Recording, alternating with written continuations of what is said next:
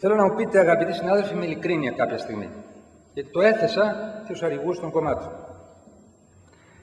Θέλετε ή όχι τα χρήματα αυτά?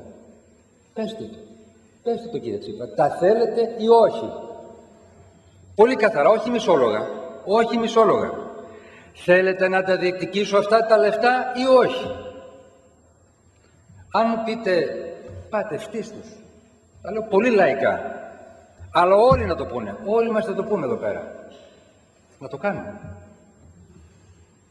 Ξέρετε, πολλές φορές και εγώ το ίδιο αισθάνομαι. Ανθρώπινα. Άισε το καλό, λέω, με αυτούς που έχουμε από πάνω μας, στα κεφάλια μας. Αλλά αυτή είναι η υπεύθυνη στάση. Ήταν πολύ εύκολο αυτό να το πω. Θα ήταν πολύ εύκολο αυτό να το πω. Να κάνω τον ήρωα και να αισθανθώ προς στιγμήν εθνική ανάταση. Ξέρετε ποια θα ήταν η επόμενη μέρα όμως? Ποια εθνική ανάταση θα αισθανόμασταν την επόμενη μέρα? Που θα φεύγαμε από το ευρώ. Που δεν θα είχαμε να πληρώσουμε, ξέρετε ότι το έλλειμμα μας σήμερα, όχι χθες, σήμερα, είναι όσο ολόκληρη η μισθοδοσία όλων των δημοσίων υπαλλήλων. Πολύ εύκολα λοιπόν να φύγουμε, να πούμε φύγετε.